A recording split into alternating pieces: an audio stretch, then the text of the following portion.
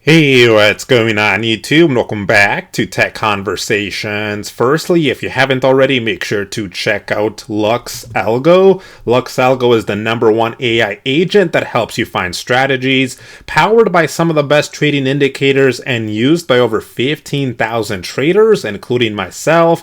And I'll actually show you one of their premium indicators later on in today's video. But right now, if you sign up to LuxAlgo by using my link in the description below, you can get up to 50% off their premium indicators with their Valentine's sale. Keep in mind, you can also get 30 days risk-free, so why not try them out? So go ahead and check out LuxAlgo. I'll put a link to them in the description below.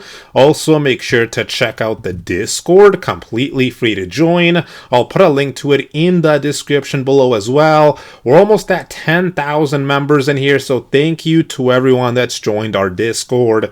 Now, let's get right into today's video. So today, I want to talk about the S&P 500 and the stock market and some very interesting things that are happening.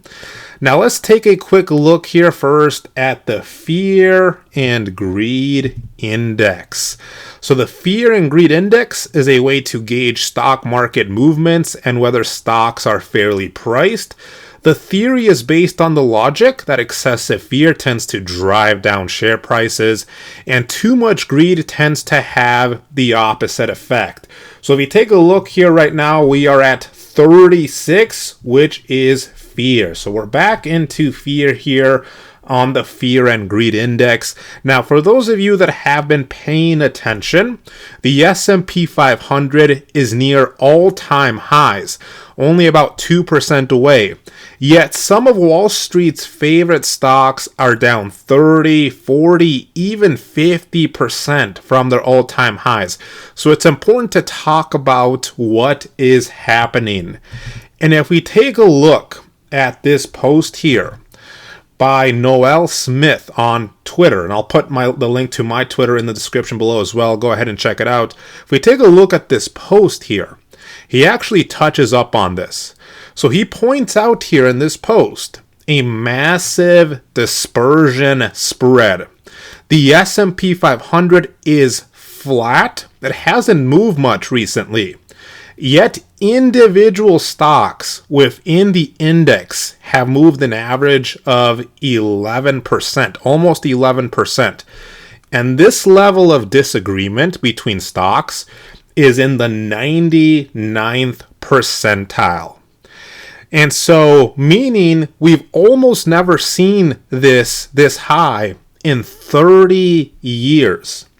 And so according to Noel here, events where dispersion hits this 99th percentile level usually clusters around major market shocks.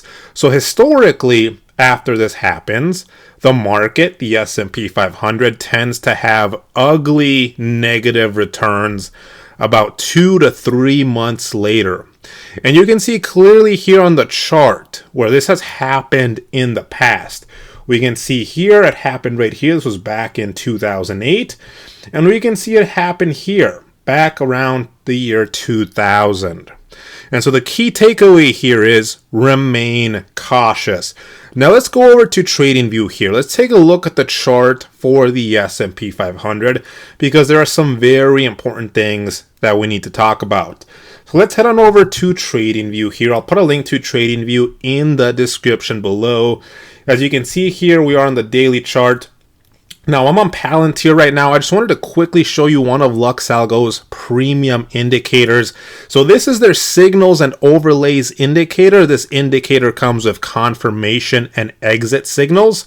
So confirmation signals, which are denoted as these green and red boxes here, these aim to confirm any potential action a trader might take, and they're more effective when used in confluence with other features. And there are also exit signals denoted by these blue and orange X's that you see here, which aim to help traders find areas to consider exiting a position based on a previous confirmation signal.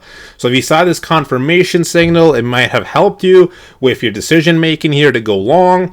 And then if you saw this exit signal, it may have helped you find a potential area to exit your trade. Now it also comes with the smart trail here. So this blue and red shaded area. So an uptrend is indicated when the price is above the smart trail, and a downtrend when the price is below the smart trail. Also, these areas here, the shaded red and blue areas here, could potentially help you find areas of support here or of resistance. We also have reversal zones, so these areas denoted by these red and green shaded areas. So as the name suggests, each zone is designed to help the user find potential tops or bottoms. So go ahead and check out Lux Algo. I'll put a link to them in the description below.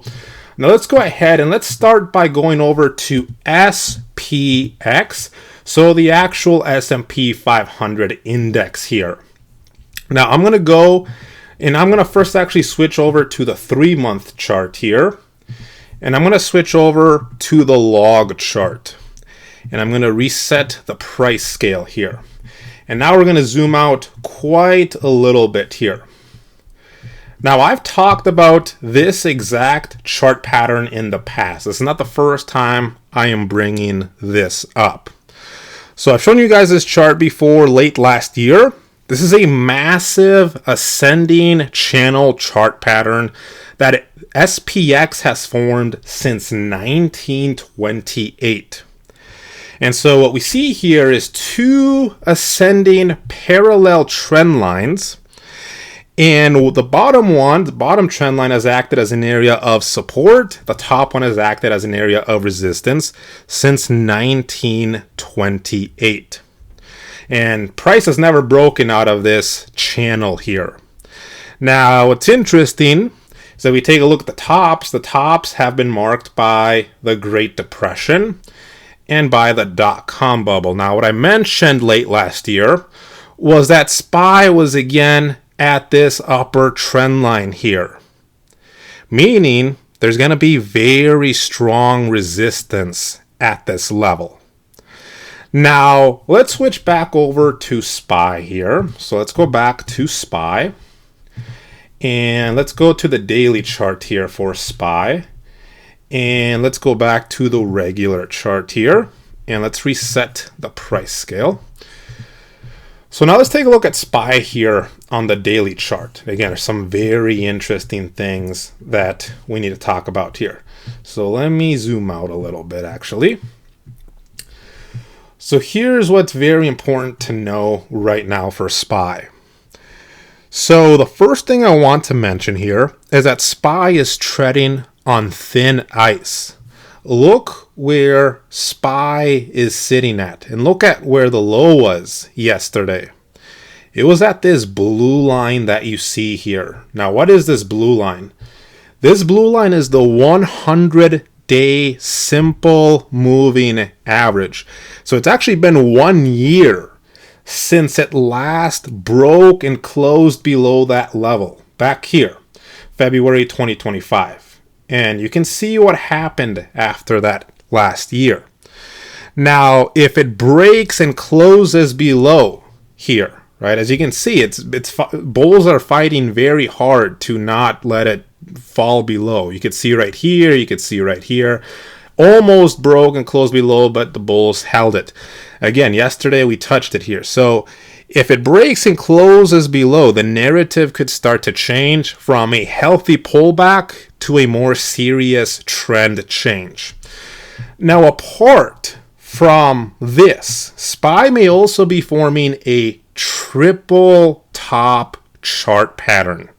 So a triple top chart pattern is a bearish technical reversal pattern that signals a major shift in power. So the bulls or the buyers have tried 3 separate times to push the price higher and failed, allowing the bears or the sellers to take control.